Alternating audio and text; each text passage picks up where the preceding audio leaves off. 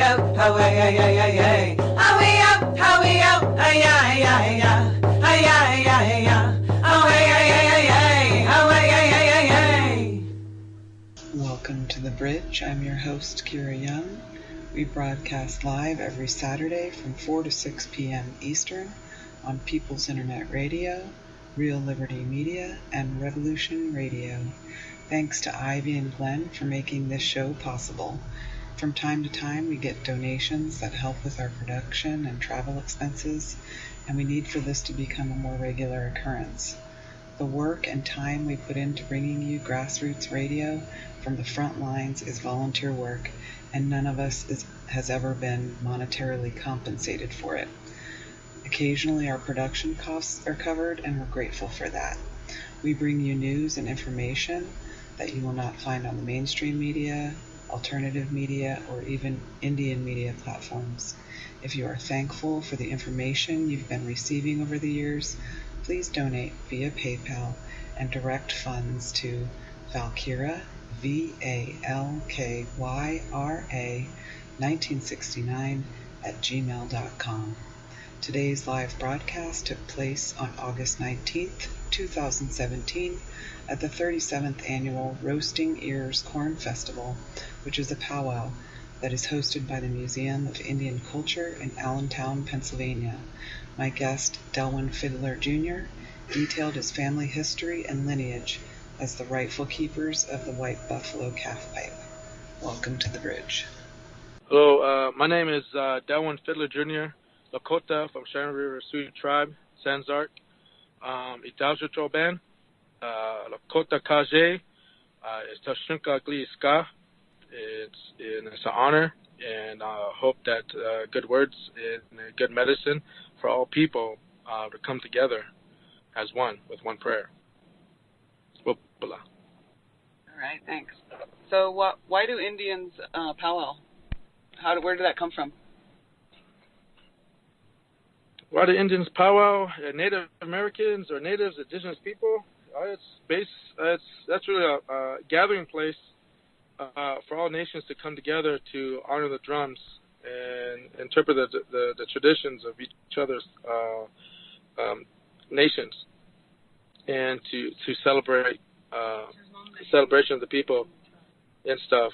And it's a big honor to go every day, every weekend, to go to different nations and celebrate their culture, their language and life and traditions and way of life. And it's still strong to this day. And that all people, we continue to do this. It's very vital to the heartbeat of the people. The drum, the songs, our way of life, and to continue on with our ancestors' footsteps. All right. So we're going to try to add Revolution Radio to this call, and hopefully they will join us. So we're powwowing here. There's a lot of good dancers. A lot of people don't expect to find a powwow in the middle of Pennsylvania, because Pennsylvania is, okay, we're on the air now with Revolution Radio. Great. We got that all fixed. Pennsylvania doesn't recognize any Indians at all, and so that's an issue. And the powwow scene in Pennsylvania has been sort of rejuvenated over the last, 10 years or so, you think? Yes. Yeah. So the last 10 years, a lot more powwow has been coming to Pennsylvania, so people are getting into it. And this is pretty big. This is pretty big for Pennsylvania, I would say. Yes. We've got a couple drums. And the reason that I invited Delwin to come on the show today is because he has a really interesting family story. And but we're going to start with a little bit of history. So most people know who Crazy Horse is, right? So tell us who Crazy Horse is. Tushunka Rikto. Crazy Horse is a very, it's a person that's a warrior that we all see as a good spirit to help the people. We come from the family of the Crazy Horse and related to him. And it's very, it's an honor and it's humbling to be connected to all these wonderful people that made history and encouraged and went forth and had the courage to support and guide the people, but also protect the people and stand up for the people. At a time of need of good peoples, of many people standing out and doing good deeds. As a young male, you acquire those things.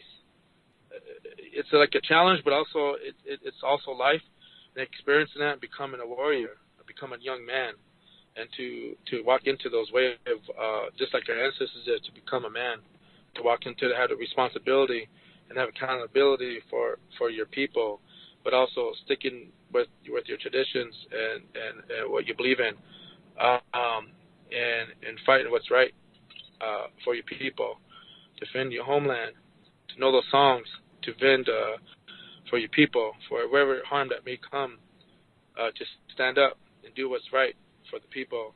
Crazy Horse was also the one that was a little bighorn, but the reason why it's an honor is because, we have a winter count. As a family, Ogala, from the father's side, they come from that side of the family. Then on the Ina side, it comes from the Teoshbe of Ihakapa, Alkit Teoshbe. A lot of people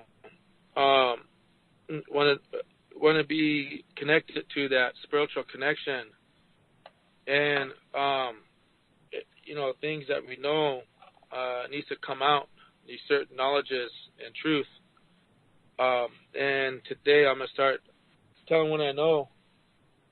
I don't know all the answers and things, but I do know that I come from many families and well respected Teoshbes, ceremonial way and powwow way, and always being there for the people, singing songs, ceremonies, prayers, in those things that you're called upon to do. Crazy Horse's Ina, his mother, is the daughter of the keeper of the pipe, Ihakapa. That's the Teoshbe that we come from. So that's the Teoshbe that we come from, is a bloodline that comes through. So when they had the big gatherings and stuff, he's when they had the big, I guess what you said, the three individuals that stuck together and somewhat amongst other warriors and the Kichitas and the circles, the Tawahe, the Teoshbe, and the Tokalas, even creating his own Tokalas, his own warrior society.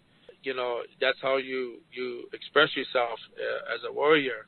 But also at that time, his mother, he stuck with his grandfather, Alkid, the keeper of the pipe. And also they also, with other relatives of ours, came blessings. He was the first one to see, also the head man, the keeper of the Chanupa, our family. And his grandfather was Alkid, and is also having meetings with Sitting Bull and One Bull and Two Runs and a lot of history, oral traditions, and winter counts been made, and that's how we're connected to Crazy Horse, by blood,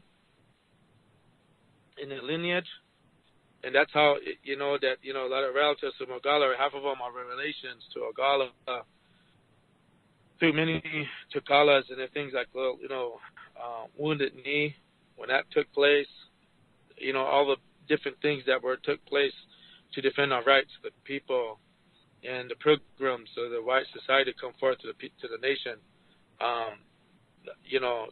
bringing all these certain things that we didn't understand at that time. And still to this day, that we as a nation, a sovereign nation, still stands to this day. Without the treaties, without those individuals sticking up for us to live today, we would not even. We owe so much respect and honor, and I'm humbled, to express those histories and share with it to the people, and stay positive, every day, and trying to do something towards the goodness of everybody to understand the circle of life and to come together as they walked once on this earth. what we call Mother Earth, Uchi Maka, you know. And the warriors come together, and many first cousins, they come in sons, and you know, a long time ago they had many wives or, you know, many kids or cousins, and, you know, kind of stick together and the band, and then you come relations of the male side and the female side. And like Little Bighorn, they're called upon to defend, you know, after Sitting Bull's vision. You know, my grandfather had what his vision was. Sitting Bull's vision was, you know, after he had Alkid and do many ceremonies within the Kalas, with all the people, they were afraid of us because we had prayer, we had ghost dance at the time. We got an introduction to ghost dancing, and also we had to go into, like, I don't know, I say hidden for better lack of word, I guess. But to protect ourselves, but also we at that time, you know, we're scaring the public, I guess, if you will, the non-native people on what's going on or how we do ceremonies or gatherings. His vision was that, you know, he's like, well, I have these upside down soldiers that we're going to, you know, but not to touch these soldiers or take things from them, but they're going to come forth when the time comes. We'll be soon see this come to reality and be victorious on that day.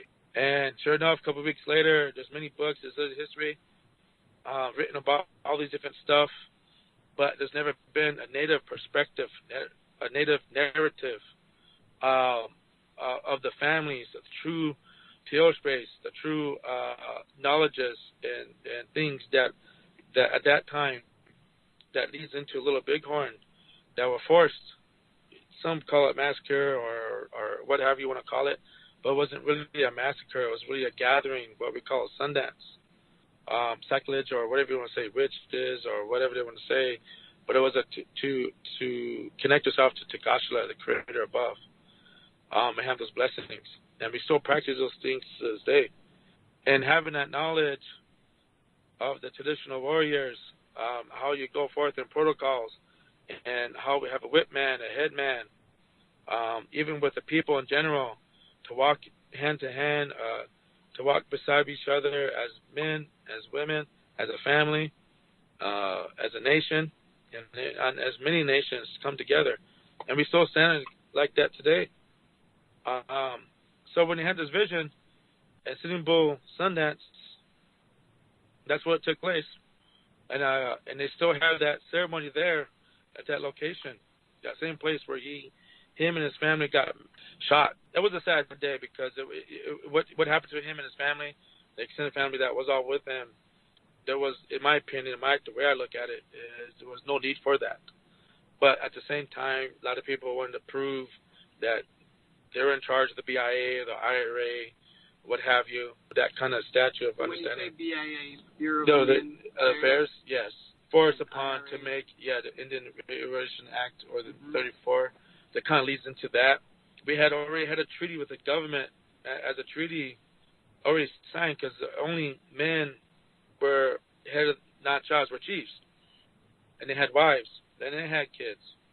So each male son they get ready for battle to take forth, to show them, to carry on the traditions of the way of the people and protect the women and children. It's our duty, you know, it's an honor, and it's a privilege to do that, you know, and to be called upon to sing songs, to be called upon to do ceremonies, to say prayers, you know, just pretty much be there and talk about these traditions and culture, to bring together the people and come together, you know, and keep the families together in that way.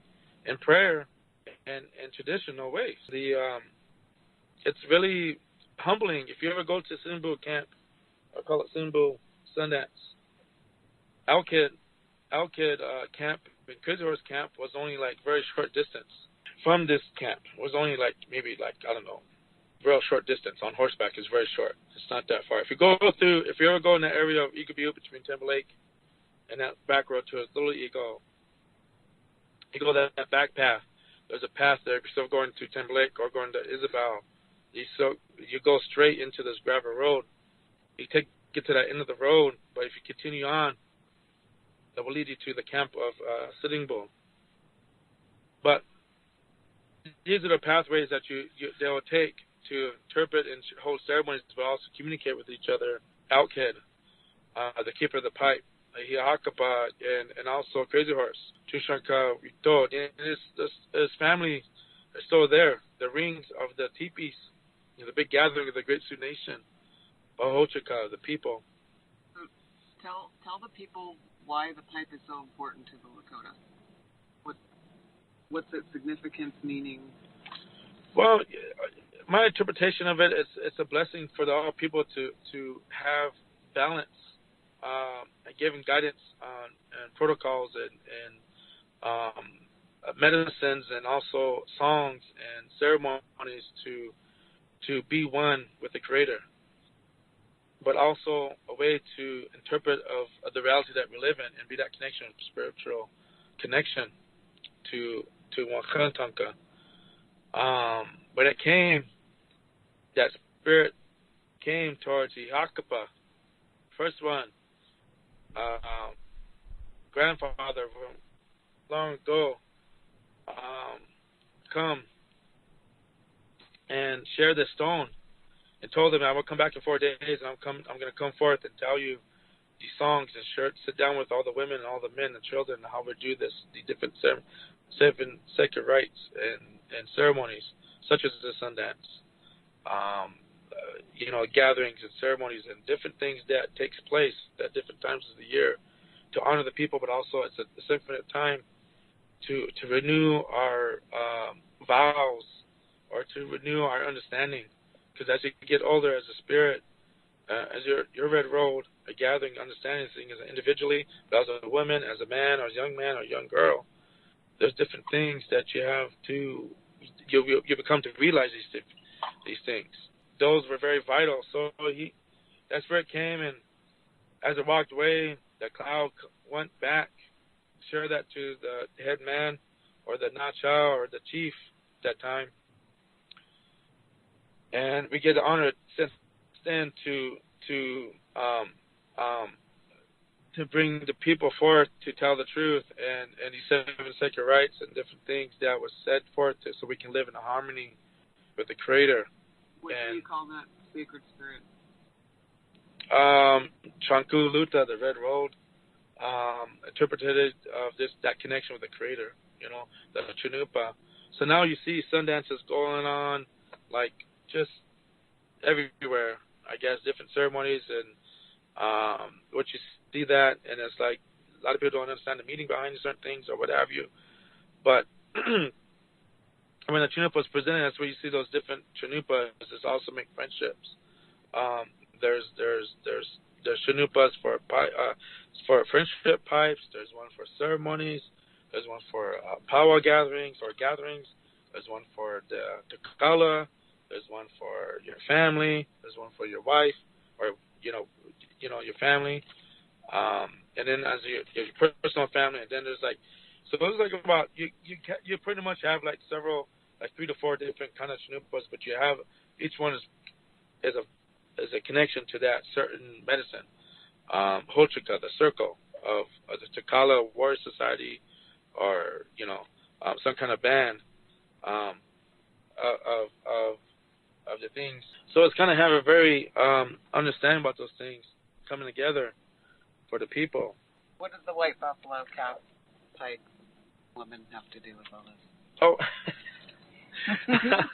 well, unfortunately, my family holds the winter count. I also share it with sharing it with the world now, of all nations and all the people. From this point forward, I tend to connect with all my Dakota relatives, my Lakota relatives, the Cheyennes, the Arapaho, all my extended families around the same area of the world, of the people, and share that knowledge. I have the winter count. And explain what the winter count is. Winter count is our traditional way that has the true accounts of how these things are told, but also what Teoshpe, what family it comes from, what bloodline, tells you how it was passed down from male to male, father to son, or the next one that was the next keeper that was chosen to within the family of the males. So it was very vital that you know these skills, but I was calling upon Spirit. The white buffalo will share that knowledge to be who, and that within our Teoshpe, who's going to be the next one spokesperson. But now there's all these things of history been distorted and told a lot about misinformation about the true lineage and the true history of the people. So today, I'm very honored to be on this to tell the people of the world and all the nations that at this point forward to come forth if you want any answers or want to talk or do a ceremony, or I invite you to come with a prayer with me. And I'll be honored to share the true knowledge and the education of their ancestors and bring the truth out. We've been chosen to keep those traditions, and traditionally, and male don't come out to talk about these things because it's a very sacred thing. But today, there's been a lot of misinformation out there. People pretending to be who something that they're really not, or coming from that Teoshpe or that family. And so, I'm coming forth to speak the truth. And this day, from this point forward, I will be praying every day to do the right thing for the people, because this kind of misinformation and telling lies to the people has got to stop. And it's very sacred. And we all need healing right now. We all need prayers, every last one of us, whether Teoshpes, our families, for the Wians, for the men, for the children, the future, water, our nature, the two-legged, the four-legged, the winged ones, all are connected, extended families. And the Chunupa is very, very sacred, and it's an honor to speak about these things. So I'm not, since all these certain things been out for so long, for our family was told not to say anything. And it's very, in some way, it's kind of just honoring, or just, it's kind of sad that just people, hold that Chunupa and then lie about the history, lie about what family they come from, lie about the rent accounts of the people, or they have no clue about the Teoshpes, because it only belongs to the Sans Arc. It's written, it's been oral tradition, and it stays in the Teoshpe, the Hihakapa, the Alkid family bloodline, and it goes from father to son. The BI has this, the United States government has this, and Geneva has this. Everything since before we call this America, or so-called America, we also had this rent account, and all the nations knew about this. And today, these certain things won't even be allowed to be submitted in a such manner. But today's laws, they don't follow the traditional law, and protocols and stuff like that, because we don't allow those kind of things. So when you're talking about people saying that they're the keeper, you're talking about Arval Looking Horse, for instance, who is known as keeper of the pipe right now. And the week before last, Crow Dogs Paradise, and they had a Sundance there, and Arval Looking Horse was there, and he took out what he said was the white buffalo calf pipe, and they did what they did. So basically what you're saying is that that's not the buffalo calf pipe. So where is it? And how did he become the person known as this called spiritual leader of the Lakota people? How did that happen? My mother, Shirley Eagle to a Fiddler, her mother is Marie Alkid, the daughter to the keeper of the pipe, Alkid, Yahakapa. These women at that time, 30s, if you remember the back in after Little Bighorn, like how anything else, they take the leaders out, they starve, they divide, and they conquer. That's a tactic that we have to live in today's society. And back then, we're still living it. 500 years and plus. This is the thing I'm speaking about. I'm coming forth to do the right thing for the people and for my family. And it's time to bring honor to Alkid and to keep the real keepers of the pipe. And our family has the winter count, the legal documents of these things. Back in early, after Little Bighorn, my grandfather, Crazy Horse, Simbu, was collected by the government, the soldiers, and they asked them to step down, find a way to integrate with American society. How are we going to tell you people to live, to calm down, not battle or whatnot, how to become the white society or the American society, how to be properly dressed and not sing your songs, not be whatever, anything to not be afraid of Native people. After that, Little Bighorn was a tough time. It's still a tough time. So they were in a certain place that were taken to by the government, ordered them to be collected. And they said that while they got all threatened, Crazy Horse, Out Kid, and Simbu all got threatened after Little Bighorn. Our relatives went up north to Canada for our traditional, for safety. We come back down. But within that, both the families, Simbu family and Elkid family, all went towards Canada, what we call Sioux Valley now, Wordsdale, and I forgot the community up there, but it's like 3 of them up there. And they're kind of in a limbo of if they're Canadians or they're Americans or what are they. But they made relatives doing what they can to survive. I went up there several times.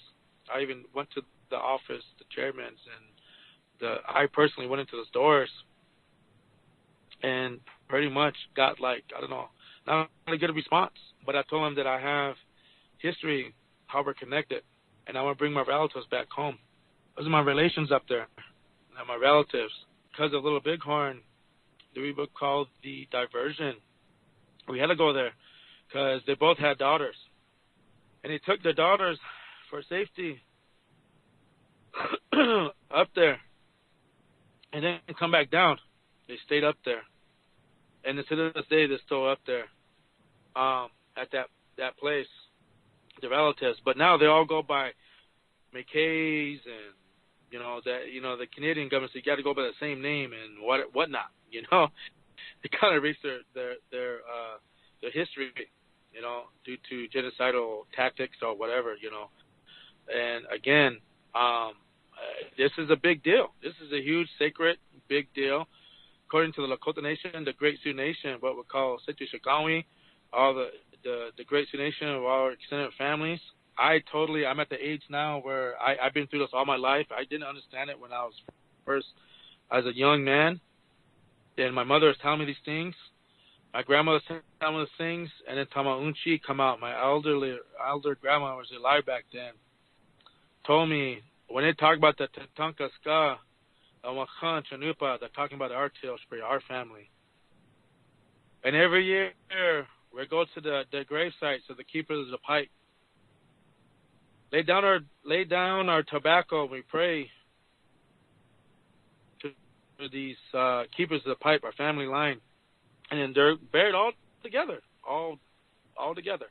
People don't know where that is again. So after Little Bighorn, all that happened, and then they're trying to gather themselves how to interpret that. They went to Washington D.C. many times. An interpreter for Al-Qaeda and Sinimbo himself went there and told some things to the people there, the Americans, and it's documented. And they didn't know what he said in Lakota, but I tell you this, it was good words that they needed to hear. The truth. It was brave for him to come out with Wild Bill Show, to be with the people and to be allowed to go out there, and they stopped him from doing that and to come forth with the people. So he come back, and that happened to him. And then then that thing happened to Crazy Horse down in Nebraska. He got stabbed in the back from another warrior, one of his closest people that he trusted.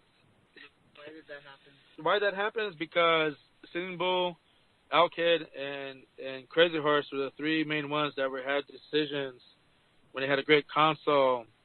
Were the ones to make war, make peace, or the ones that were taking action, but also for the people doing what they're supposed to do traditionally, and how defend their rights for the people and the land. That's how you do things in a good way, with Creator, Patesami, the White Buffalo Spirit, and with that having an honoring like that medicine, things they'll protect you on what you got to do. So when that happened, it was a very sad day again. It was this timetable. I don't have the exact dates, but it was this timetable for these different things that took place is very short. It's a couple months away from each other. Harsh winters, starving. They said, well, you have to come around the forts. Then you got some natives like, well, I don't want to live the free way no more. The reason why is because those individuals stood for what's right to defend our homelands. And the people were afraid to, again, was not afraid, I guess, if you will, at some points, I guess, if you will, but he did a lot of things to stop the wagons to come through. Unfortunately, some of our relatives made deals at that time to survive, which was, I guess, in some way the understanding. But at the same time, when a warrior stands for his people and make that presence felt and know these things about how to go forth in the future, and he finally made a not say agreement, but to come forth and make a deal and to talk to what's going on to be free, but instead he got basically murdered, just like Sitting Bull. So Sitting Bull gets murdered, Crazy Horse gets murdered. What happens to Elkhead? Well, they come to the Wakan Chanupa Elkhead. He hawked my grandfather. Come to Elkhead's tail spring and said, well, we're going to kill you. You're going to live. Well, he said, I'm an old man. I'm not afraid of death.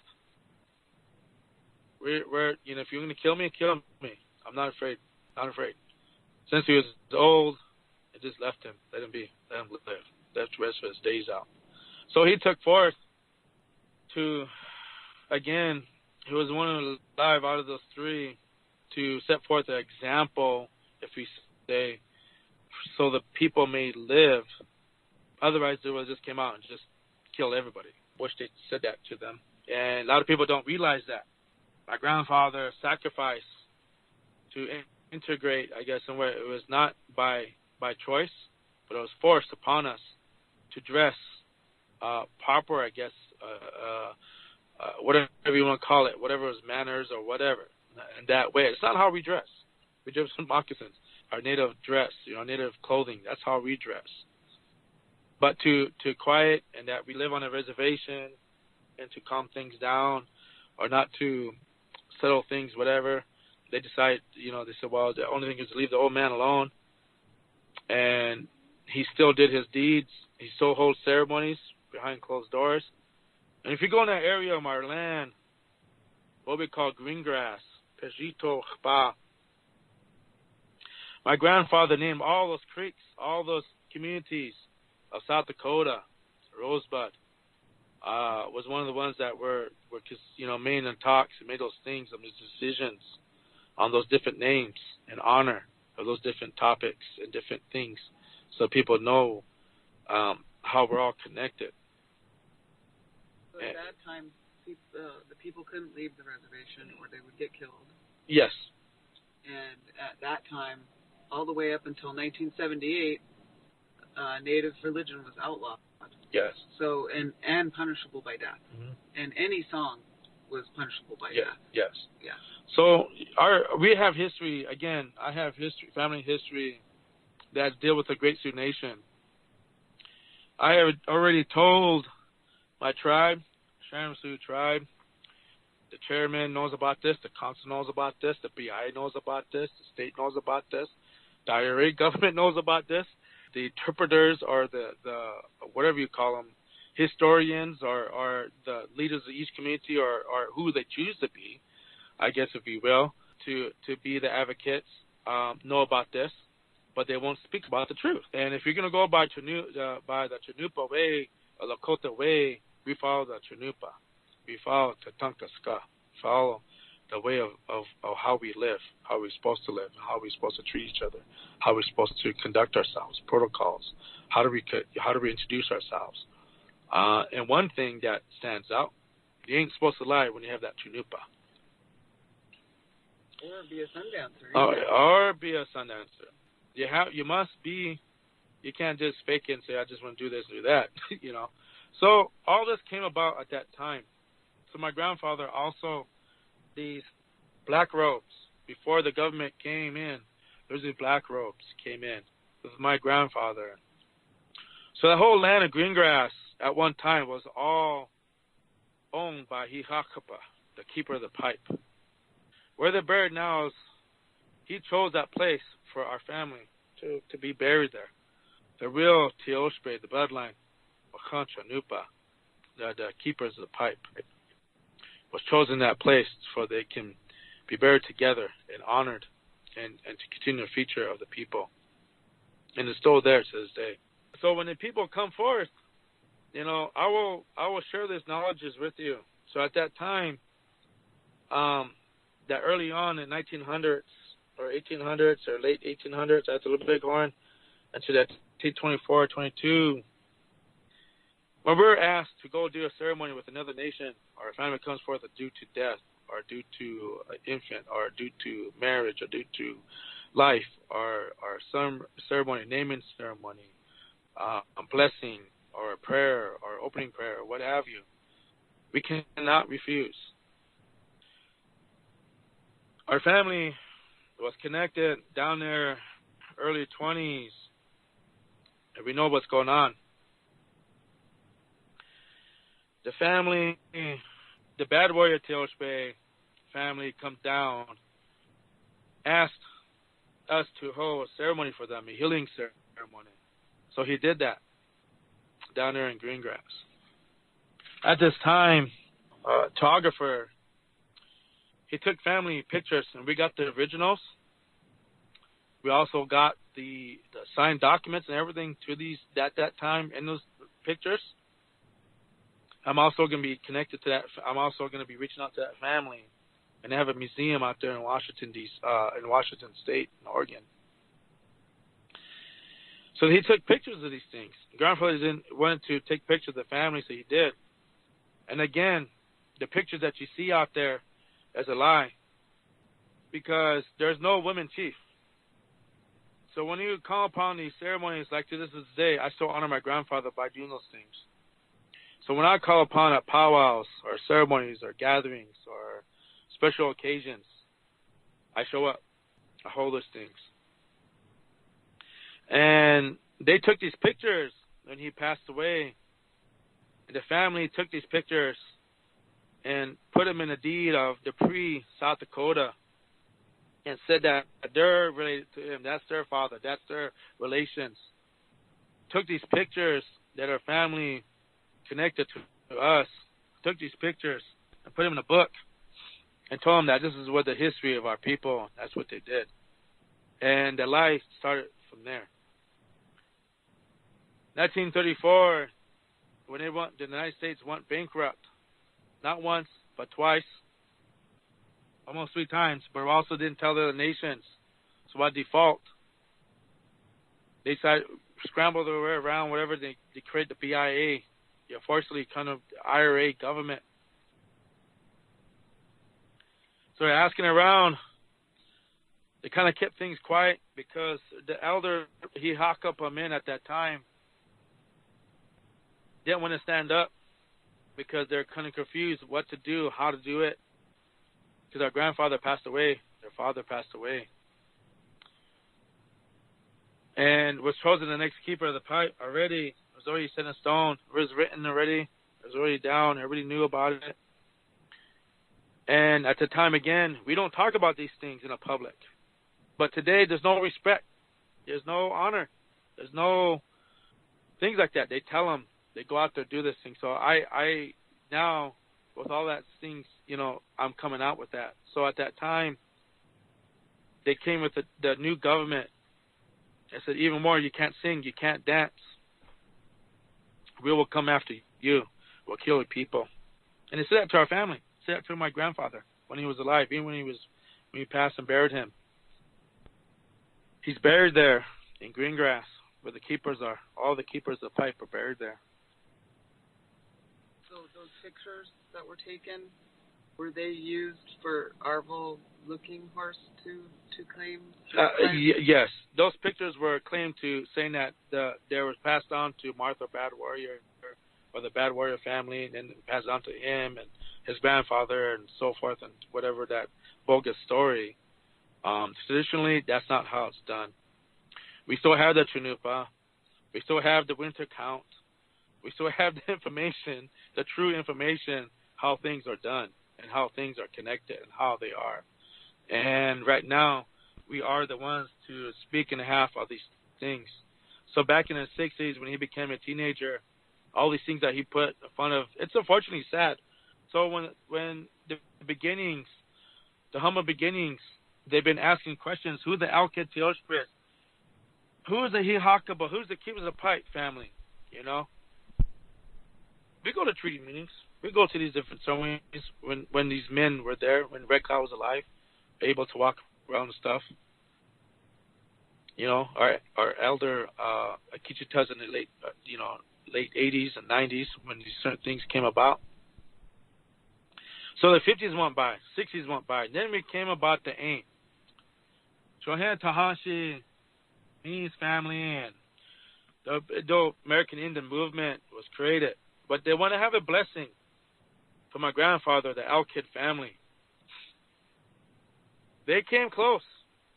But again, they were stopped and lied to. You can also go on YouTube, look up Marie Alkid. She tells the truth. That's the granddaughter of Alkid, the keeper of the pipe.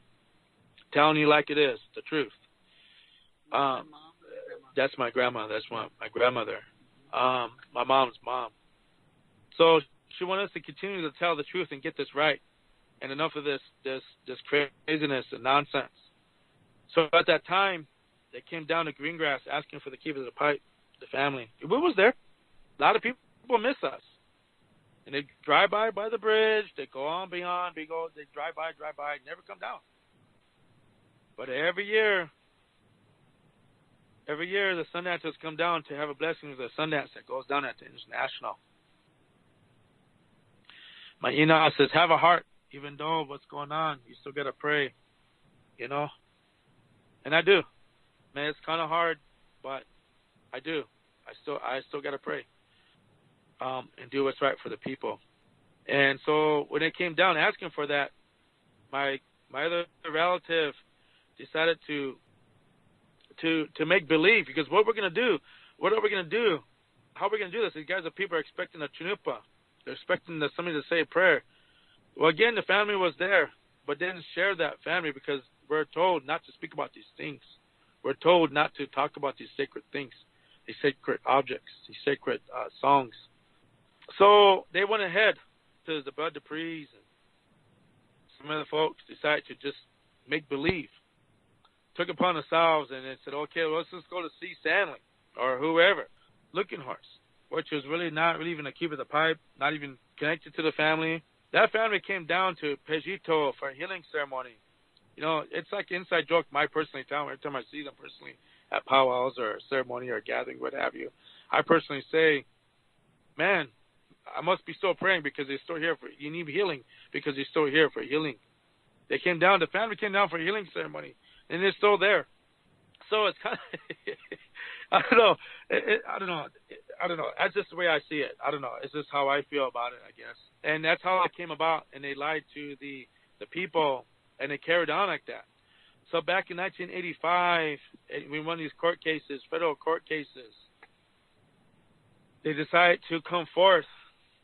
And again, my own cheese and I was like, no, that's not supposed to be like this. They ain't supposed to be talking about these things. There's a way to do this. There's a way to how to handle this. But yet here they are, 1987, 86, 87, 88, 89, 90, and so on. Started saying, oh, we're going to do honor the Bigfoot and do the ride for the 500, the ones that were hung, the 48, 38, all these people that are involved, the nation, and then all these medicine people, and so forth. They took upon themselves because they still trying to hold on to tradition and culture. Well, that, in my opinion, is okay. That's understandable in some way. But again, that's not your duty. That's not your place. That is not your right to take somebody else's history, somebody else's background, somebody else's family tree, somebody else's words, somebody else's family tradition, somebody else's responsibility to for the people. So these things happen. And did they use intimidation to yes. your family in order to steal your history? Yes. At this time, the family over Luckenhorst and his support people start going around the world and telling the people that he's a keeper of the pipe and so forth, and go to museums and taking things from the museums. And I don't know where these items are. I have no idea where these items are, or what's going on.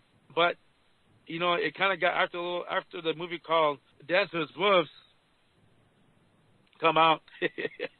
You know, we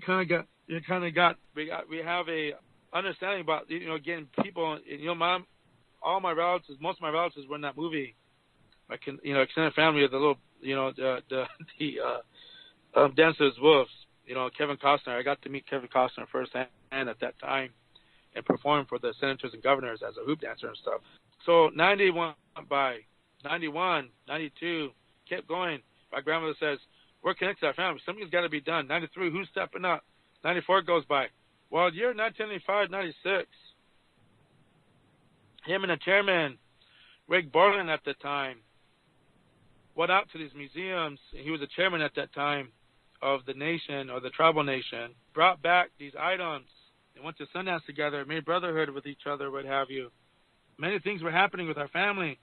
Got intimidated by the family, the Luckenhorst family, and their extended families from Standing Rock. They're from Standing Rock. They're not from Itazocho band. They don't even come in our family tree. I'm sorry. I think we're going to take a break in a minute. Okay. It's going to come up here. Yep. We'll be right back. Stick around. Welcome back to the second hour of The Bridge with Kira. We're coming to you live from Powwow in Allentown, Pennsylvania. I'm talking to Delwin Fiddler Jr., who's telling us about his family tree and how his family, as the rightful keepers, have been usurped by, and we're going to get a little bit into this, how the American Indian movement's involvement in usurping your family's proper place. So I'm going to give this back to Delwin. Welcome back. Thank you. Awesome. Welcome back, everybody. Hello. Well, I was most of the year 94, 95, 96, I believe. That was a very significant year. A lot of things happened that took place at that time.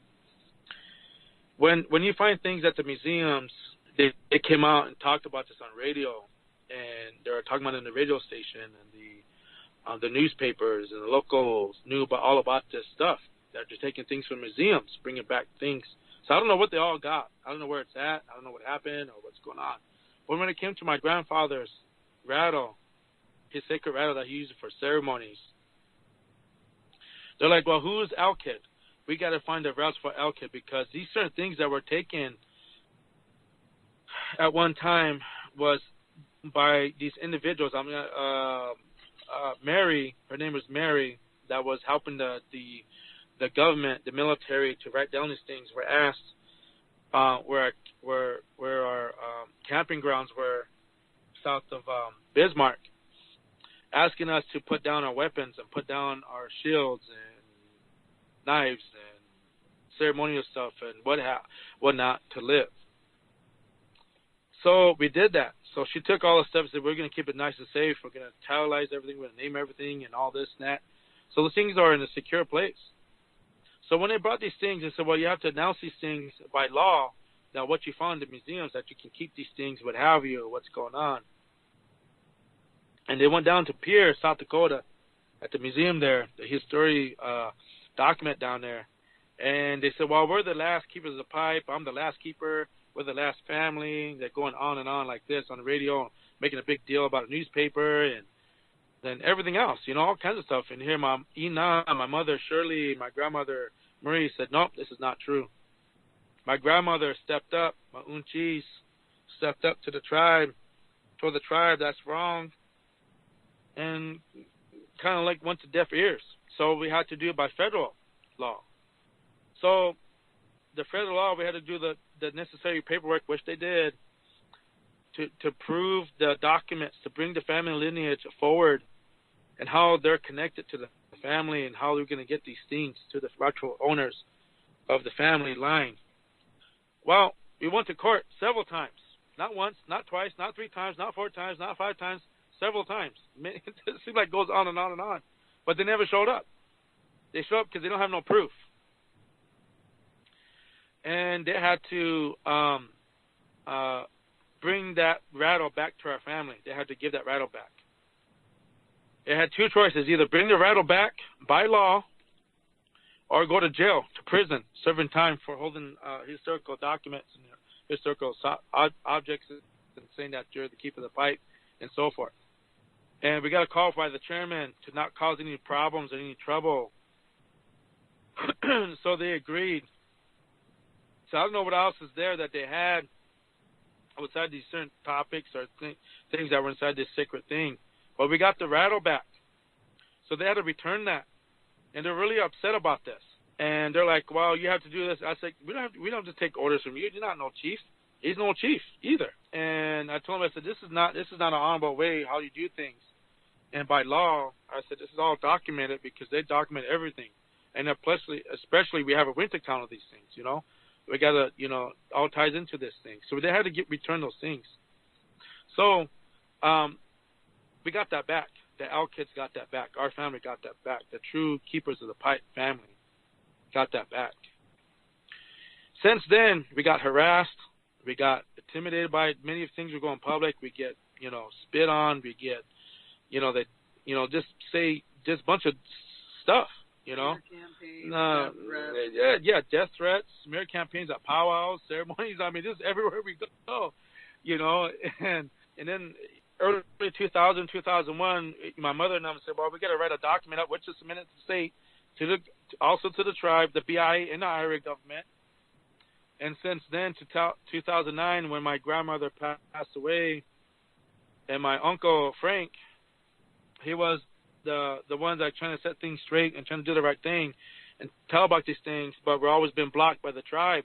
And we're like, okay, how do we find a way to get this out to tell the truth or what's going on? And we already get all the media outlets and everything, these documents, and I do got copies of that. Since then, I personally went back home because I'm also an entertainer, a performer, international artist, and tell stories and tell the history to talk about these things, about dances and songs and stuff, And I went back in 2010. My grandma wasn't doing too well.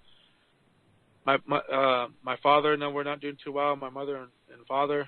So I went back to know the truth. They showed me even more documents, more history about many different things, about ceremonies and stuff. And so I also did a little documentary that I'm also be coming out real shortly. As soon as I get it edited and everything, I'm be showing that to the world. And they asked me, now that my father passed away back in January, before he passed away, he asked me to pray for the people and told me to continue what I'm doing. And I said, does that make you happy? I said, yes, it does make me happy because the truth needs to come out. I'm getting tired to see these individuals, all these different smear campaigns and hate, death threats that our families continue to do so. All these evil things that people don't see, that don't know about, that they do these things to us. Wasn't there a time that they tried to get you arrested? Yes. One time when a new chairman came in, Frazier, he was chairman once, but he came in again. He was at a celebration at these different gatherings there in Eagle Butte, South Dakota. He came forth. They had to give the mic to Overlooking Horse to speak about half of the keeper of the pipe. And he asked all the spiritual leaders to be there, so they're all there. They paid for them to be there, gas money and whatnot.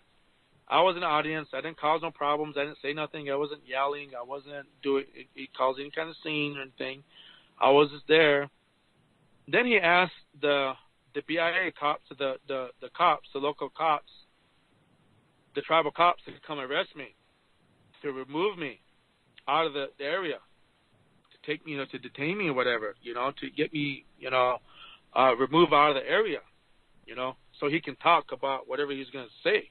And immediately, Gay King stepped up to the microphone, took the microphone from Orville Looking Horse, and told the truth about our family, how we're connected to her, how our families are Kichitas for different circles, and told the truth about our history, about our Teoshpe, about our Toahe, by the connection of Greengrass, and for not just for Greengrass, for all the people, for our tribal nation, the Lakota, and Dakota, our extended families, Oshete Shikawi, and all the ceremonies. And she told the truth in front of all the people there.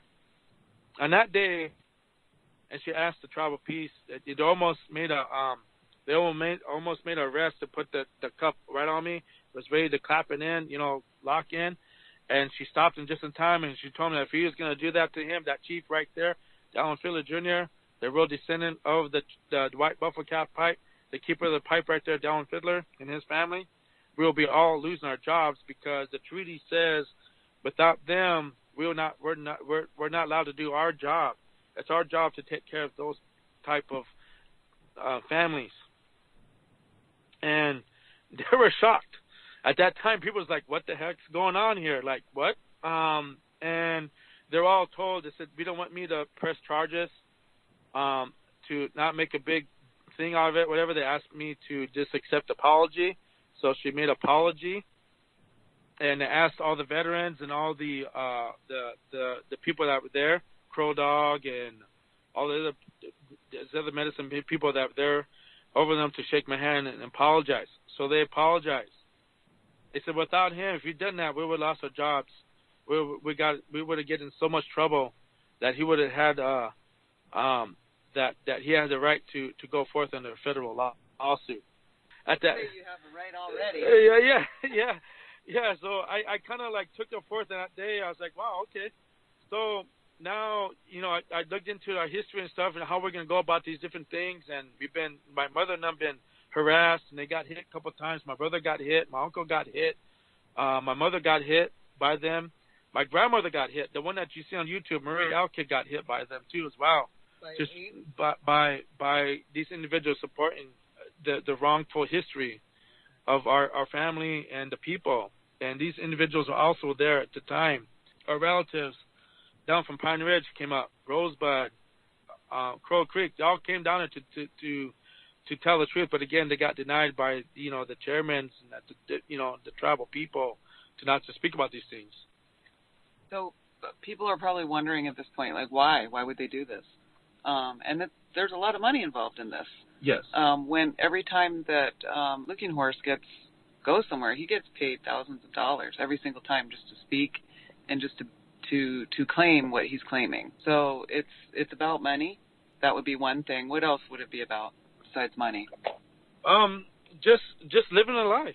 I approach these individuals. I've been approached several times, even when I was in Standing Rock. These same people that I Sundance with and these different circles of Sundances that I sing for these individuals came forth at Standing Rock and told me that this is our chief. This is our keeper of the pipe. This is our chief. I was like, okay, that's a lie. That's BS. Because if you guys are trying to go that way, then okay, then you belong to Standing Rock. You're Hunkpapa. You're not Sanzark. And the keeper of the pipe only stays with Sanzark people. He Tajatro. And it stays with an He Hakaba Teoshwe, a family bloodline. That's us. That's me. So what they did at Standing Rock was they attempted to put together that traditional form of government again.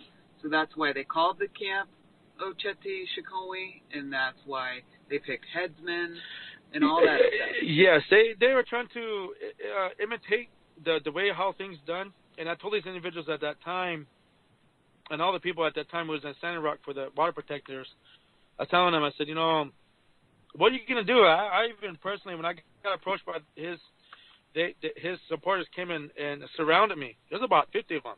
His Sundance supporters and his people that support him and whatnot, surrounded me and told me to leave, to remove myself. They're going to take me out of the camp, and told me not to calm down, saying that you're not the keeper of the pipe, and to not say about those things and about the history. And I told them, when you have a traditional setting like this, you have to get all the head men, the true descendants of these head men, which they're still out there, they're still alive, they're still there, just like me. It's not a popularity contest. It's not a popularity contest at all. And there was a popularity contest. And some of the elders asked me how come that the circle would come together, and I've been asked this for the past 10 years of my life. Saying, Delwin, how come even in different countries I've been visited to, these different nations, they ask me, how come these things don't get connected? How come? I said, because this person's not the real keeper of the pipe. He don't know the history. He doesn't know the tail space.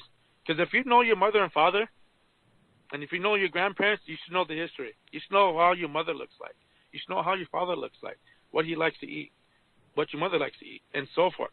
And they'll tell you traditional. But these individuals don't have the documents. They don't come from the bloodline. They don't come from the family. Otherwise, we've been you either got to be my brother, my sister, and he's not my brother or my sister. So I'm kind of a little. It's kind of funny. So when I was there, your presence is threatening to him. yes. Everywhere I go, everywhere I go, they tell me to stay my distance. So they don't tell me if there's a treaty meeting. They don't tell me if there's kind of ceremony going on. They don't tell me if there's a special occasions. And I told these individuals, even when they had they made a video about Standing Rock, about how they all sit around the camp. I told these individuals, this little tent that you have here, it's a war camp. It's a war tent. It's not a peaceful tent, or it's not a peaceful teepee, because we didn't have tents. All the pictures you see is a tent of war.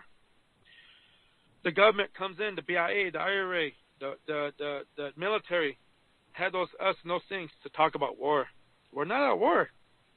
So, again, there's misinterpretations and just misconducting all the way around. And if you're trying to go by protocol and traditional ways, that whole thing was all wrong. And those honors supposed to be our honors to bring peace to the people and share and also greet and all these wonderful people that come to our nations and to our tribal nation. And when they want to meet the real person, the real family, well, here I am. Here we are.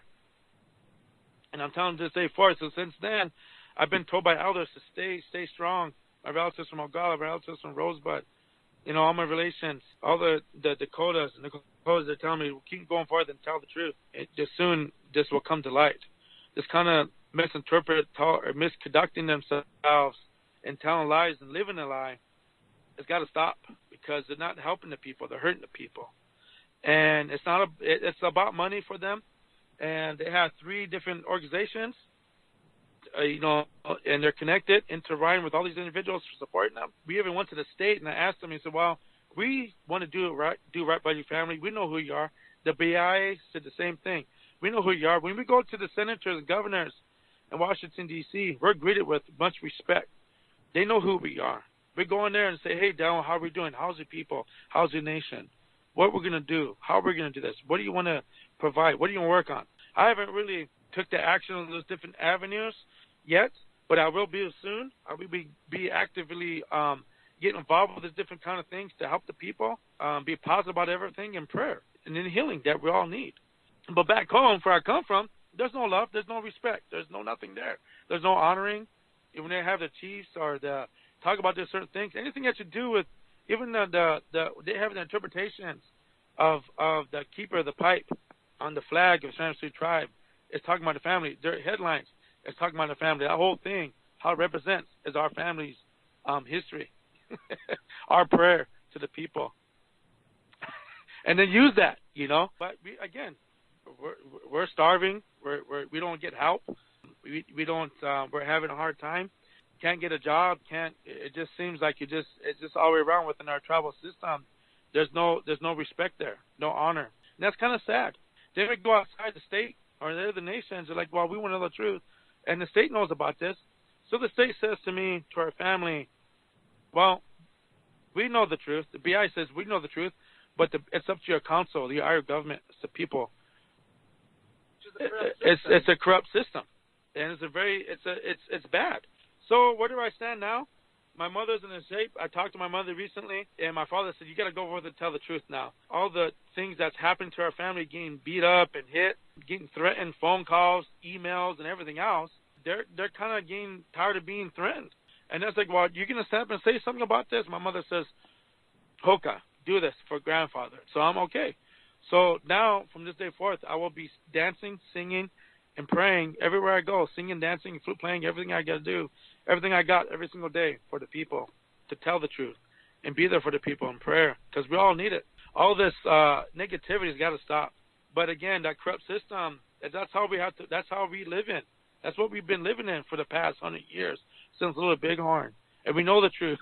And the funny thing is, the system knows that it's the truth, but yet they still continue to do these things. But our family continues on with the traditional values and still carries on the truth and still tells the truth to the people. I'm willing to travel to every nation, every community, every gathering, ceremonies, powwows, sundances, or what have you, to give the blessing, but also talk about the lineage of the Chinupas, the keepers of the pipe, and these protocols and traditional ways to the people. I think that things would have been more successful for the No Dabble movement had they done things right? Had they, or do you think it was all set up, or what? Well, again, the people can look at the documents yourself. It's all right there in black and white. I ain't telling no lies. That the things that all people already know about the website. Our relatives from Pine Ridge exposed the truth. Rosebud exposed the truth. Standing Rock exposed the truth. The people, even the Shannon Sioux tribe, exposed the truth. Some of our youth. Thank you, youth, for being there and doing what's right, and all the people that's doing the right thing. They made a decision in 2007, which is, I don't know, what is that, several years ago, before these certain things that happened and took place. And I know that there's ways to survive in this world without those things. That's corrupt. That, again, it comes back to money again. So those certain individuals, I hate to say again, you know, as I do, they're getting paid to go along with the plan. And and we've been living in a genocide, you know, but again, where's our sovereignty? You know, where's our people that's standing up? The IRA government, the corrupt system, supposed to be there for the people, but they're not there for the people. You can read black and white again. They're there to, what is it called? IRA, Indian Reorganization Act, okay? To reorganize the Indian, okay? Kill the Indian but save the man principle. And it's still there. And this is still happening to this day. You go to the reservation, there's positive things there. I'm not trying to say there's all negative, of course. But all the systems, there's only 24 organizations there.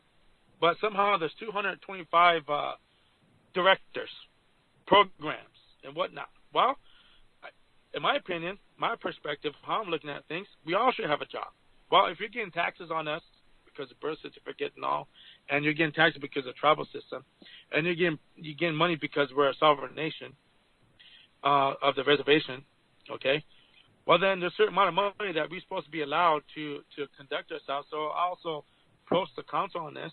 I also told my people, asked my nation to, like, okay, we all want to get paid. Again, I get shut out.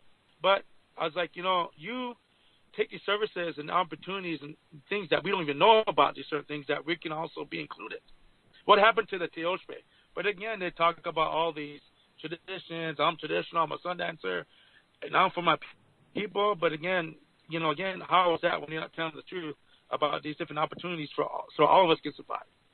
So all these things are geared towards certain programs or certain things. It's just the way how things are. Instead of trying to help a native up, it's basically a way, if you're not doing positive, you know, it happens, that we got to try to pick each other up to continue that. There's no reason for us not without food, without water, without a house, without electricity, and whatever else that we need. There's no need for us to have lights to go out or what have you. We got future generations to count on us. So in my opinion, all bills should be paid because it's owed to us, first of all. And if the tribal and the government's getting our money, well, then pay the bills. That's my opinion. Pay the freaking bills. Pay the bills because if you're going on vacation, well, then we should take everybody on vacation, in my opinion. But but it's a corruption. So It's just where do we go? How do we go about this to come in peace? How to work together to make everybody's lives better? How to make so we all have a car or a vehicle to get around, have no trouble get to the doctor, have no trouble getting education, have no trouble about wherever that may be, because everybody has a different way of life of interpreting how we need help with water, electricity, bills paid every month. Why are we paying bills? We shouldn't be paying bills, period, because it's our land, and we live in teepees. Traditionally, we live in teepees, and I know those days are gone, but my main thing is what I'm trying to say. Look at that. And the kids at Standing Rock, the kids from the International Indigenous Youth Council, they want to live back that way again. They're like, let's live in teepees and not have to work our butts off and pay bills. Let's live in teepees and let's be free.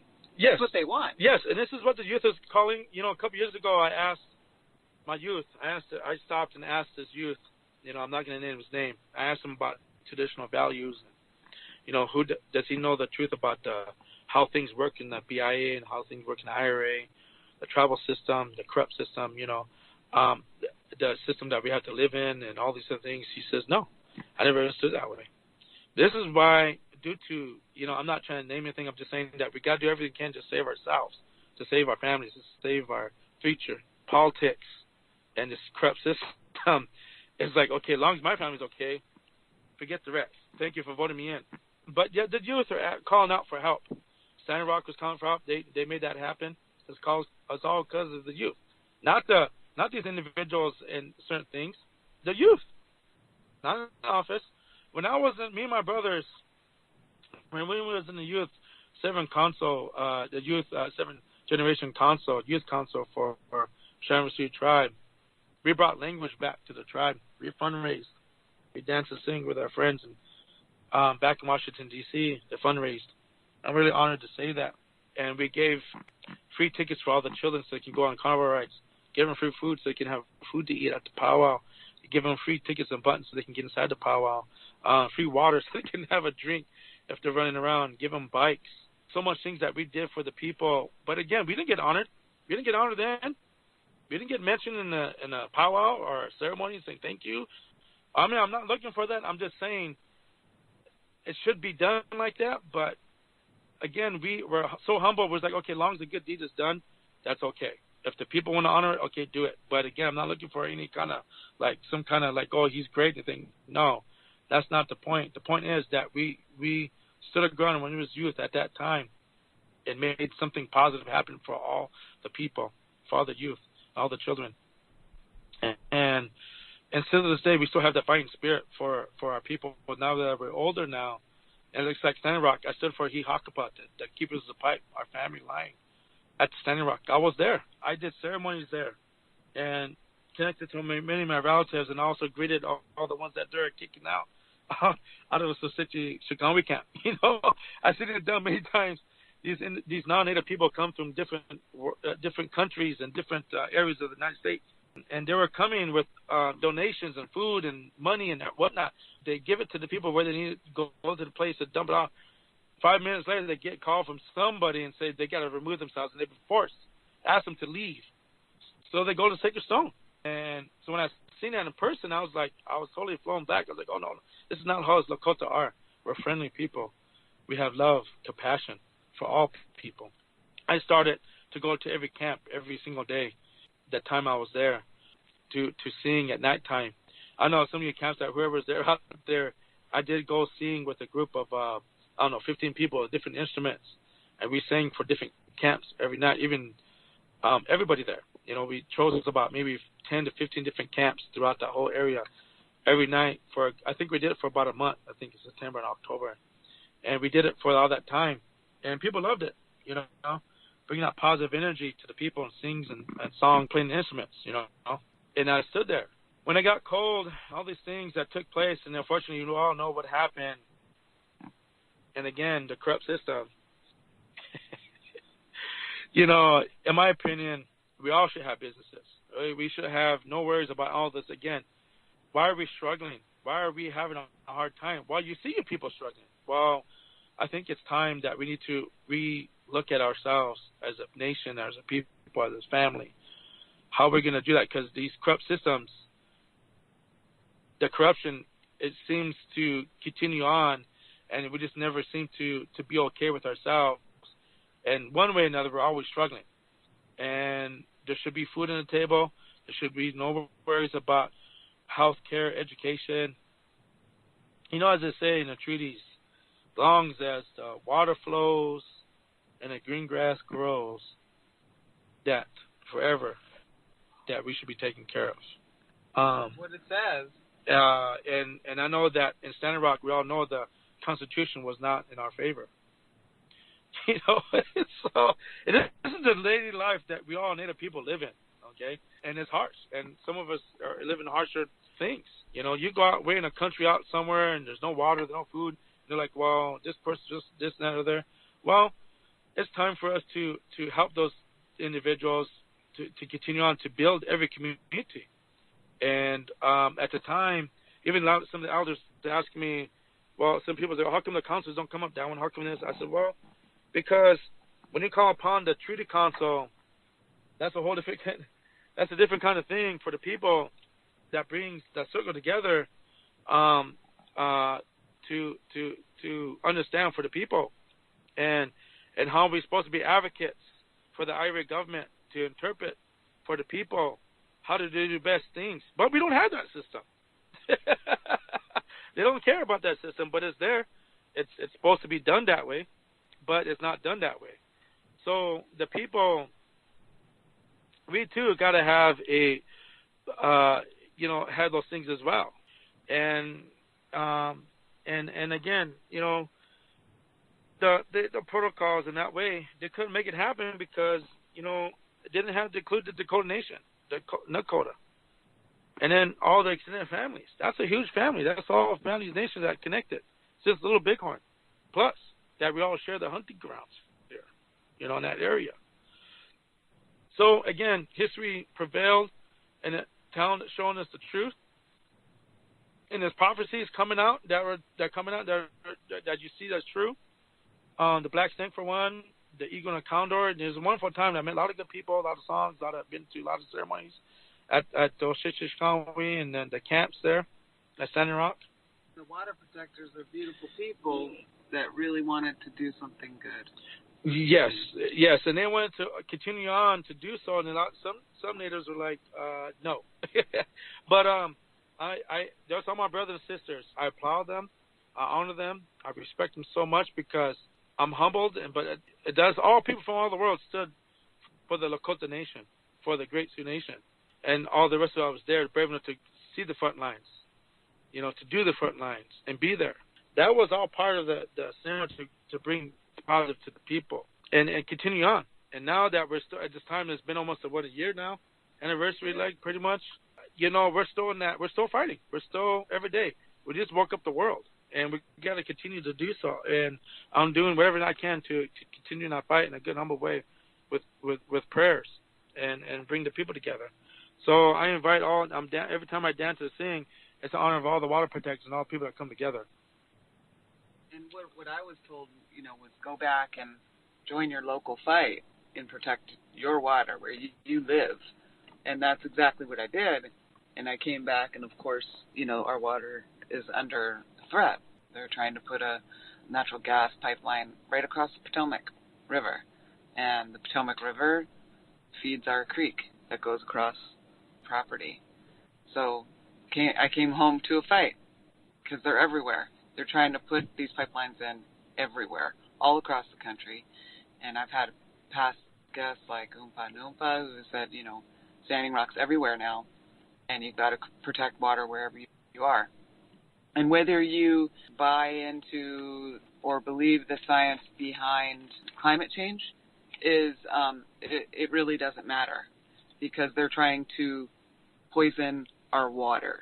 And so we don't need really any more scientific evidence to prove that, you know, having poisoned water, you're not going to live. That science is over and done with. Everyone across the world agrees with it. Everyone agrees that nobody has the right to poison your water for profit or for any other reason. So we don't even have to debate all that. Water protection has become the number one thing, because once they run out of oil to suck out of the ground, it's going to be about privatizing water, and it's about this idea that it's not a right to have water, that it's somehow a privilege. Even though you can't live without it, somehow a privilege, right? The water protection issue is not only a countrywide issue, but a worldwide issue, and it's something that everybody has to pay attention to right now. Yeah. I just want to say, I know all the water protectors out there. Thank you so much. All my relations, all my water protector family out there. We have aquifers underneath the ground, and these are ones that are contaminated, and they're doing it purposely. And across the way, there's no reason for those certain things to come through. But again, we as a people, there's ways to continue on our fight in a good way and be more educated and vote ourselves in. Millions and millions of natives out here and people that want to do the right thing. So run for office, run for governorship, run for senators. It's time to vote to vote all these people that are doing harm to the world, but also to our country, to our state, to our local peoples. And again, water is life. Even today, I even mentioned to some people today at this powwow, I said, without water, then we can't live. You can't cook. You can't do nothing. So I was asking myself, how come you guys ain't up in arms? Like, well, we can't. And I was like, no, yes, you can. We need you, too, to stand up with us and do what's right. Because if you don't, you're included in this as well. Not just us, but that's everybody across the board. Just like how even back home, back in South Dakota, electricity, water, all these different things. Again, the system, again, these certain people got the benefits, didn't share the information with the rest of the nation, or the people, and then also not sharing and not caring to make sure everybody's taken care of. A place, I heard somebody said that when a reservation is supposed to be a safe haven, but I'm like, okay, it's one if you look at it, but yeah, right. But on the other hand, it's like, okay, we definitely got to make your own safe haven. You got to create your own world and positivity. And again, and it depends on all of us to make a difference. Okay. So we've covered a lot here, and people may still have questions. I guess the question for me is, where do we go from here? What's the proper way forward with a family that has usurped your family's rightful place? Should they be sued in court? Should they apologize and take back everything that they've done over the years? What's the proper way forward in this situation? Well, I believe that the proper way to do it is they know what they need to do. They need to stop lying. We did it several times. Again, I can't say enough. My mother and my grandmother did it since 1993. And they told them, the council after council after council, meeting after meeting after meeting, court after court after court, the tribal court, okay? Even in court in Ogalla, even a court in Rosebud, even a court in Standing Rock. The only way to do this is continue to tell the truth. And it's up to, again, they know that these certain things are against the law. It's just natural law, spiritual law, government law, federal laws. And you're trying to tell me you don't follow those laws? No. You got to follow laws, because this is what the world that we all live in. The best way to do it, I guess, I don't know. It's up to the best way is trying to be humble as possible, but positive about it. But there's a prior course of action that needs to be done, And my grandmother have been doing these things since that time, the early 2000s, into now. Now they passed on. And before they passed on, they asked me to continue to my family and said, you got to step up and tell the truth and do this. Whatever we got to do to make this right, to get this right. And all the things, they know it's inappropriate and know it's wrong, but they still continue to do these things. And when I talk to the state, there's like, well, there's only one avenue, but you got to find this now. It's like, whatever. But every time that we took them to court, they never showed up, And what they're doing, again, is just shameful. It's disgusting. It's disrespectful. It's just not right, you know. And people continue to think that's the right thing to do, I guess, if you will. But again, they're gonna have to come to something. But either if they're not gonna take the first steps, because that's their money, their paycheck. Again, it's just about money again for their livelihood, I guess, if you will. Today's times, they want to mess that up, but the truth needs to come out. So one of the things that the family has done is made claims that you're a criminal of some sort. So I heard a lot of different rumors and claims, all of them involving that you're a criminal. So I did a background check on you, and there's nothing there. And so I told the people that were spreading these rumors, hey, look, you know, he passed a background check, like he, you know. And then I was told, well, it's a tribal matter. It wouldn't be in the background. And so, oh yes, it will. I said, my father's the one who helped connect all those databases, all the tribal police databases with the FBI databases, with everything's connected now. This is post 9/11, and yes, if something happens in tribal court and you're convicted of it, it comes up in a background check. That's what we can say about those claims there. You have no criminal history, no record. Those claims are not true. But those are very, very typical claims of the group of people who your mere presence is disturbing to them. And I've run into this before. I've seen these kind of smear campaigns before, and that's how I know the difference between them and you know, when there's real victims. I even asked these people who are the victims of these crimes. No victims. Nobody could come up with a name of the victim. Nothing. So it just was like sand through my fingers. Boom, it was gone. There was nothing behind those claims. So I've heard them all, and I've checked them out, and I haven't found any evidence that any of them are true. At the same time, at Standing Rock, we had convicted rapists and child molesters as part of their security crew. So these are the people who are going around saying that you're a criminal.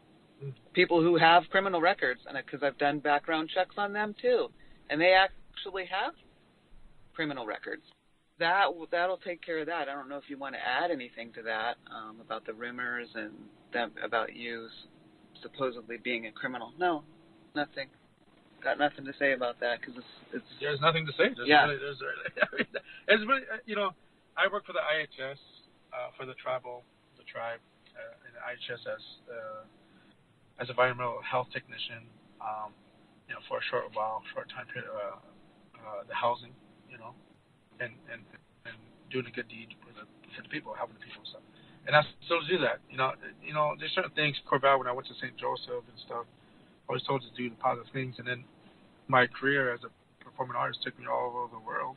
And a lot of people ask me, well, how come, you know, yes, I get other brothers and relatives that were, you know, but that's their life. They're not in the public eye. They're not, you know, that's what they're doing. Whatever they're, again, it's that personal life, that's your own personal life. Whatever you want to do, that's your life. But I decided to go upon and do education, but also find out the history and the true nature of things and bring out those things so I can bring back to people like we're all supposed to do, you know, share the knowledge for the future generation. They're like, well, where you been all this time, you know? So I'm like, I have been traveling. That's what I've been doing. And I've been fortunate because a lot of people request my presence to perform and sing and dance and all over the world. So, and now I'm just now getting back into that. I just want to say a prayer to all the people, but again, that smear campaign or what have you. But again, you cannot hide from the truth. You cannot hide from whatever this corrupt system and everybody else that's involved, that they need to know what they need to do. And I hope that they have they do the right thing to come forth and get this corrected, and like you said, to hold a feast or some sort of giveaway, and say get this properly handled in a good way and let everybody know the truth. One way or another, it's going to come out in a humble way. Right. And I just need the prayers and healing for the people. It needs to be for all people. It needs to be here now, not yesterday, not tomorrow, right now, from this point forward. You know? Right. So every time I sing and dance, I pray for the people to bring healing to, sick or whatever's going on. I need, for positivity for everybody. So you don't wait for Sundance. It's every time you dance. Every time I dance and sing. Every day you wake up. Our traditional way, you sing when the sun comes up. Before the sun comes up, you sing. There's a prayer I will be sharing with the people. The Yakapa prayer that we shown. We're supposed to sing the Chinupa and say for the people. And then the evening time again. I say that again the evening time. Okay. So again, there's certain things that you have to, again, protocol. That, if you want to get back to those ways, there's a way, but there's got to be a more positive way. But also there's a way to do it in today's time, which is cool. Yeah, because certain traditions, they spring up out of the time and the need at that time. Yes. And so, when you were talking earlier about people not doing things correctly, but you understood it, you were talking about that. Okay, so maybe they want to do it for this time, but you can't base that on a lie either. No, I mean, it's just like a marriage or whatever. You're playing, you're pretending, and you're lying to the public. And you got awards, or people get awards, state, international, whatever. That's a big lie. Well, now you got all these big organizations and whatever, and these individuals, all the videos that they put out, all the information. If you listen to them, story changes every time. Right. Every single time. And I'm like, how do you supposed to be at this age at this certain time, and then you say at this time you had no. It doesn't add up. It doesn't add up. Like 24, 16, 18. You're not the last. That person is not the last keeping the pipe. No. And if you listen to some of the things that Arvel Looking Horse says, I mean, he's got pretty words. He's got good things to say when he says them a lot of times. But he also has trained eagles. I mean, it's like a circus act. Yeah, sometimes if you go to that certain area, it's a circus. It's not even a Sundance, in my opinion. It's a Sundance, but in a certain way, but it's a circus because there's certain things they ain't supposed to be doing things like that. So the people believe that, and they're like, okay, we're just going to go because this is what we believe or what have you, and everybody went in between. Again, how are you supposed to get away from that? Well, the only way to do it is to tell the truth and start doing it and start being that. And like you're saying, living a lie and doing what's right, well, then it's up to those individuals. But again, by spiritual law, natural law, protocols, and the way, then you're supposed to be forced to come to help. But again, in that arena, I'm not allowed. Our family been having a it's not positive for us in that kind of sense. We're not allowed to. We get back home, it's like there's no respect, there's no honor, there's no. Yeah, because the smear campaign's been going on for generations. Yeah, since after a Little Bighorn. And my grandfather sacrificed a lot, and now you even got proof that these certain things that certain people took our land, sold it, stole our horses. The certain people stole it. We got proof of this too. They stole our horses, stole land, and then they lived in that land. It's not even his land. These certain people live in the land, design the land. Wow. But the tribe allows it because it's the tribe. So, because they're bought and paid for. Bought and paid for. Yeah. So you're bringing money in. Well, in interpretation of being treaty signer, these individuals have money that comes into the tribe through their account to accommodate for the people. But where does that money go? We don't know because the tribal council gets paid already, just like any government. It's a government, so they already got a set salary. They're already paid for it. But the people's money, where's that at? Right. That's why I'm like, okay, where's these different accounts? Because I know you got several banks. You're not poor. We're not poor. That's what I'm bottom line. We're not poor. We got several banks on San Francisco Tribe. There's several banks there in that certain area. So why are we struggling? And these individuals say that they get all these monies or have access to these accounts. Do the right thing. Help them out. Build a house. Get them straight. Help them out. Pray. Or get out there and, help them out. You know what's going on. But it'll be a lot of stress relief for everybody across the board if you don't have to worry about bills or anything like that, whatever. Pay those bills. Pay those. Just take care of those certain things that we all need to be taken care of. And I think that by that having relieved all that stress, the people can come back to the circle of healing and be connected to the Creator and actually come back to how we connected to the Creator of our way of life and our traditions, and be okay to speak the Lakota language, our languages, our customs, and our dances, our songs, and to take a vacation with our family and come back and don't worry about transportation because it's there. Don't worry about food because it's there. Don't worry about bills because it's already taken care of. And don't worry about your house getting burned down because you're really the keeper. Yeah. Stuff like that. Yeah. Because, there's a reason you're here and not there, right? Right. Right, exactly. Yeah. I've been through a lot of stuff for the past couple of years, and I said, okay, I told my mom, I said, I got to go forth and tell the truth. I just got to do it. I'm not afraid to say it because they're saying my name. Every time you have a Sundance, we're supposed to have a blessing there. Every time you have a prayer, we're supposed to be there for the blessing. Every time you have a powwow, every time you have a ceremony, every kind of special gathering, we're supposed to be there for the nation, for those topics, for those different places, to give those blessings for ceremonies and the Sundances and stuff. Just as that. So I'm like, okay, well, you got my number, you got my phone, but Facebook and everything else. Well, I should be getting requests, but there's none there. There are some, but I'm like, there should be like a full-time base there. But I know that I'm not going to name these elders that came down before they passed away. Several from all nations, from all the Lakota nations, the 7 council fires, came to our family and asked for forgiveness. Wow. Before they passed on. And several of them came and they offered tobacco and gifts and stuff and said, we apologize and, forgiveness, and it's okay, this is how we live, smoked a new bud, did a sweat lodge, and we said, okay. And the next you know, they said, we're ready to walk onto the other side of the world, to meet our relatives. The next you know, they're, it's a thing that just happens, I guess, if you will, that we experience. Yeah. People don't see this. Right. People know about this, but this is what we experience. This is the inner world of things that's going on.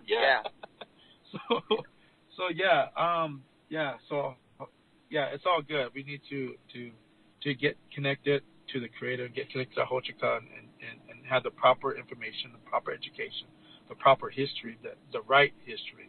Would you forgive them if they come to you and ask forgiveness? Yeah. Yeah. That's the rightful thing to do. That's the only thing to do. And have a heart, Chante. But this kind of stuff is, again, one way or another, it's going to be handled. That's one way or another, it's going to be taken care of by the Creator. Right. I can't. All I can do is worry about myself and honor myself to people. So. Thank you so much, Delwin. Thank you, all the listeners. Love you.